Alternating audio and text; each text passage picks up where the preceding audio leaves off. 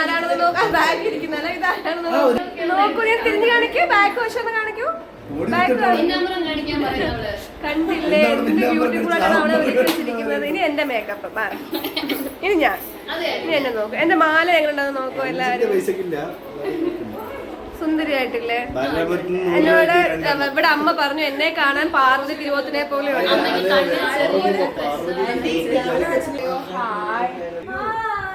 Akshay hi പറയടാ.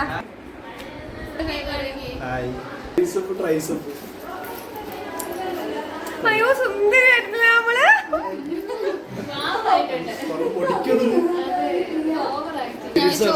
അത് പോട്ടെ. അപ്പൊ ഓക്കെ അല്ലേ? താങ്കൾക്ക് ഇനി എന്താണ് അവിടെ സംഭവിക്കാൻ പോകുന്നതിനെ പറ്റി വന്ന് ഇതിനെ കുറിച്ച് പറയുകയാണെങ്കിൽ ഇത് വലിയൊരു പറയോ? എനിക്ക് അങ്ങനെ ഒന്നുമില്ല. നമ്മൾ വരുന്നു, ബിരിയാണി തിന്നുന്നു, ചിക്കൻ തിന്നുന്നു, എന്നിട്ട് നമുക്ക് വൈകിട്ട് പോകണ്ടേ?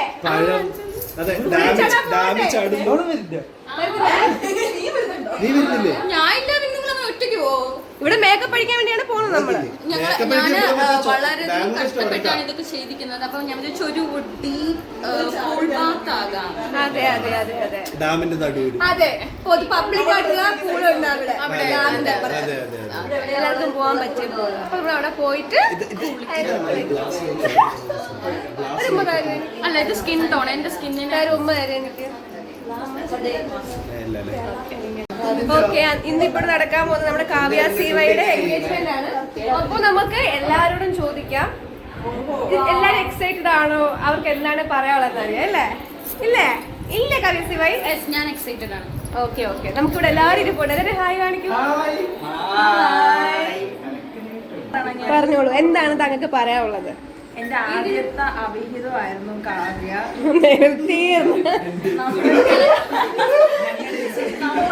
നമ്മൾ ഫോറെവർ ടൈപ്പ് ആയിരുന്നു.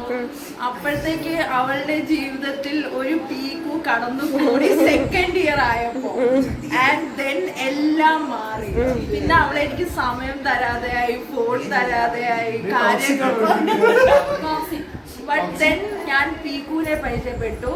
പിന്നെ നമ്മളെല്ലാരും കമ്പനിയായി. പിന്നെ ഞാനും പീക്കു അവിഹിതത്തിലായി.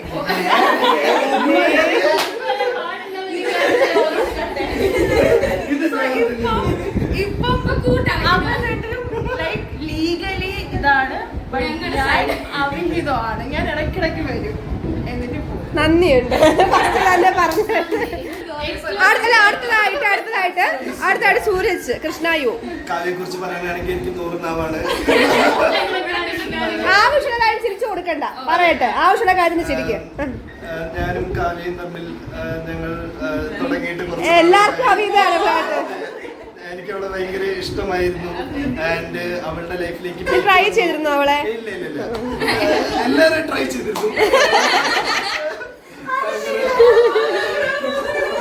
ഞാനും എന്റെ വധുവും തമ്മിൽ കമ്മിറ്റഡ് ആയതിനു ശേഷം എന്റെ വധു കമ്മിറ്റഡ് ആയി. അങ്ങനെ ഞങ്ങളെല്ലാരും ഒരു അതിവിടെ പറയേണ്ട കാര്യം. ഇത് നമ്മൾ വളരെ വലിയൊരു ആഘോഷമാക്കി മാറ്റുന്നതാണ്. ബാക്കി എന്റെ സുഹൃത്തായ നിരഞ്ജൻ, ഇവന്റെ അവിഹിതം അവിടെ മെയിൻ. പറയൂ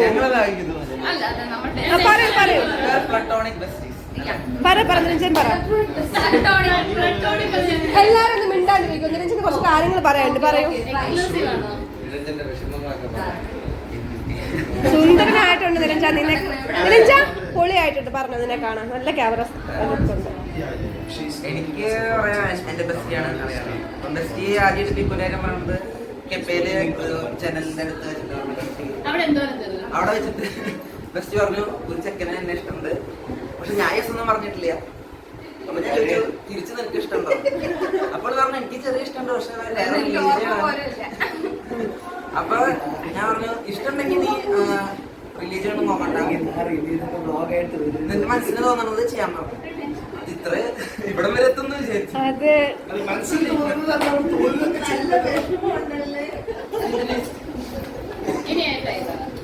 ഇനി ഏട്ടായില്ല, എല്ലാരും പറയട്ടെ. ലാസ്റ്റ് ഏട്ടായി പറയും. ഇനി അടുത്തയിലും കാവ്യ പരിചയപ്പെട്ട കാലം തൊട്ട് തന്നെ എനിക്ക് പീക്കുനെ കുറിച്ച് അറിയാം. രാവിലെ പീക്കുനെ വീഡിയോ കോൾ വിളിക്കുമ്പോഴത്തേക്കും ഞാനും ആഷു സൈഡിൽ നിന്ന് കാണാറുണ്ടായിരുന്നു. ഇപ്പൊ ഇതെങ്ങോട്ടാണ് പോകുന്നതെന്ന് എനിക്ക് അപ്പോഴേ മനസ്സിലായി. ഇപ്പൊ എന്തായാലും നല്ലോണം കൺക്ലൂഡ് ചെയ്തതിൽ സന്തോഷം. ഇതിനൊക്കെ എന്താണ് പറയാനുള്ളത്? കാവ്യയെ കുറിച്ച് പറയുകയാണെങ്കിൽ ഞാൻ കാവ്യയോട് പഠിച്ചിട്ടൊന്നുമില്ല. എന്റെ ഭാര്യ മുഖാന്തരമാണ് ഞാൻ ഭാര്യ ഒന്ന് കാണട്ടെ. അങ്ങനെ അപ്രതീക്ഷിതമായിട്ട് കുറെ യാത്രകളും ഒക്കെ ഞങ്ങൾ പോയിട്ടുണ്ട്. നീ എല്ലാരും കൂടെ പോയിട്ടില്ലേ? ഭാര്യയോട് എനിക്ക് അഭിഹിതമൊന്നുമില്ല. എന്റെ അഭിഹിതത്തിൽ പെടുന്ന കുട്ടികളൊന്നും ഇവിടെ ഇല്ല. ഇവിടെ ഒരാളുണ്ട്, പിന്നെ പറയാം. അതവിടെ കല്യാണം. അപ്പൊ ഞാൻ പീക്കുവിനെ നേരിട്ട് കണ്ടിട്ടില്ല, വീഡിയോ കോൾ വഴിയൊക്കെ സംസാരിച്ചിട്ടുള്ളൂ. അപ്പൊ അവനെ കാണാൻ ഞാൻ ഭയങ്കര എക്സൈറ്റഡ് ആയിട്ടിരിക്കുകയാണ്. അപ്പൊ എന്തായാലും കാവ്യമോക്ക് എല്ലാവിധ ഭാവുകങ്ങളും നേരുന്നു. ഓക്കെ, ഞാൻ അടിച്ചു പൊളിക്കാം. ഇനി താങ്കൾ പറയൂ. ഓക്കെ, ഞാൻ എന്റെ വേട്ടൂരിന്റെ അടുത്ത് ആദ്യം കാണുമ്പോ തൊട്ടേ പീക്കു, കെ പി, പീമോ അങ്ങനെ കുറെ പേരുകൾ ഞാൻ കേട്ടിട്ടുണ്ട്. പക്ഷെ എനിക്ക് ആദ്യമൊക്കെ ഭയങ്കര കൺഫ്യൂഷൻ ആയിരുന്നു. പീക്കു ആണോ ലൈന് അതോ കെ പി ആണോ ലൈന്, എനിക്കറിയാം. ചീക്കു ആണോ പീമോ, അങ്ങനെ പല പേരുകൾ വന്നിട്ട് എനിക്ക് ഭയങ്കര കൺഫ്യൂഷൻ ആയിരുന്നു. പിന്നെ എനിക്ക് പിന്നെ മനസ്സിലായി അത് പീക്കു ആണ് എന്ന് മനസ്സിലായി. പിന്നെ അവള് ഇങ്ങനെ ലൈൻ എടുക്കുന്നു വേണ്ടേന്ന് ഇങ്ങനെ നോക്കിക്കൊണ്ടിരുന്നപ്പോൾ ഞാനും ഹിലു ഒക്കെ അവിടെ നിന്ന് പറയും, നിനക്ക് തോന്നണമെങ്കിൽ അത് നീ ചെയ്യണം, അത് പറയണം എന്ന് നമ്മൾ പ്രോത്സാഹിച്ചത് പോലെയാണ്. അപ്പോഴും അവൾക്കൊരു ഇത് വന്നു, ഇനി എന്തെങ്കിലും ചെയ്യണം, അല്ലാതെ നീ എന്ന് വെച്ചാൽ ഞാൻ പറഞ്ഞു പുള്ളിയോടത് പറയണം, അവനെ ഇട്ട് കളിപ്പിക്കരുത് എന്ന് പറഞ്ഞ് ഒരു മോട്ടിവേഷൻ ഞങ്ങൾ കൊടുത്തിട്ടുണ്ട്. അപ്പോ ഈ ഒരു അപ്പൊ ഞങ്ങളൊരു മോട്ടിവേഷൻ കൊടുത്തിട്ടുണ്ടായിരുന്നു. അപ്പൊ അവളിങ്ങനെ മോട്ടിവേറ്റഡ് ആയെന്ന് നമ്മളന്ന് വിചാരിക്കുന്നു. നമ്മളന്ന് മോട്ടിവേറ്റ് ചെയ്ത് നമ്മൾ ഇന്ന് ഓർക്കുന്നു, നീ ഒന്നുകിൽ പറയണം അല്ലെങ്കിൽ ഇത് കളഞ്ഞിട്ട് പോകണം, ഇങ്ങനെ ഇട്ട് രണ്ട് ഘട്ട ഇതിൽ നിൽക്കരുതെന്ന് നമ്മൾ അങ്ങനെ തന്നെയാണ് പറഞ്ഞിട്ടുള്ളത്. അങ്ങനെ അവർ ഒന്നിച്ചേരും നമ്മൾ വളരെ ഓക്കെ, ഇനി താങ്കൾക്ക് പറയാനുള്ളത്.